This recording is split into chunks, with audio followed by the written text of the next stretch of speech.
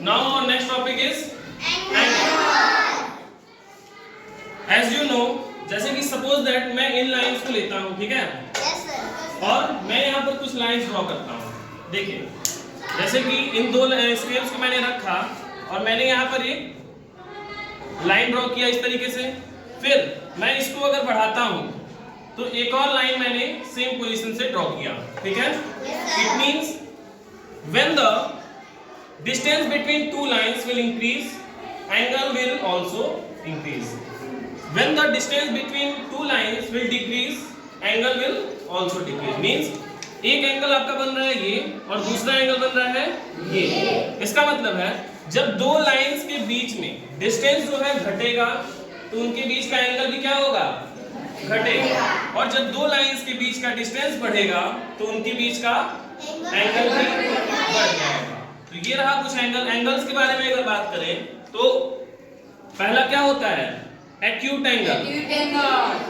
Acute angle क्या होता है? When the angle is greater than 0 and less than 90. Means जब एंगल जो होगा 0 से ग्रेटर होगा और 90 से लेस होगा, all the angle will know जाना जाएगा क्या? Acute angle. समझ में आ रहा है? नेक्स्ट आता है क्या? Right angle. राइट एंगल क्या होता है? Exact 90 degree. एग्जैक्ट 90 डिग्री क्या कहलाएगा? Right angle. राइट एंगल कुछ आपका इस तरह से होता है.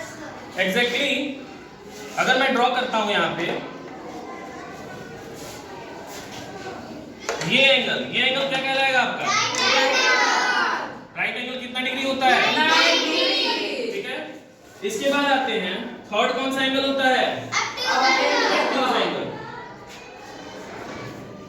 ऑब्ट्यूज एंगल कितना? ऑब्ट्यूज एंगल की वैल्यू क्या होती है? The angle which is greater than 90 and less than 180. Third angle है आपका ऑब्ट्यूज एंगल. ऑब्ट्यूज एंगल जो होता है क्या होता है? The angle which is greater than 90 and less than 180. That angle is called obtuse angle. Next angle is straight angle.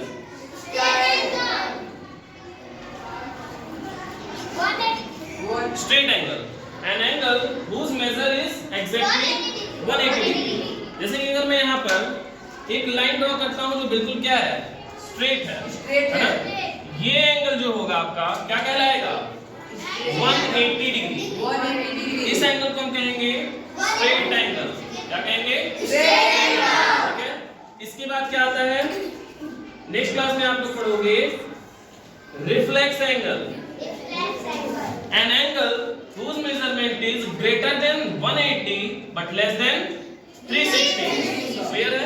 Whose measurement is greater than 180 but less than 360. That angle is called reflex angle. And the last one is complete angle. Complete angle means exactly 360 degree. Means जब आपका clock वो clock से होकर के पूरा complete rotate होते हुए फिर वो कहाँ आता है?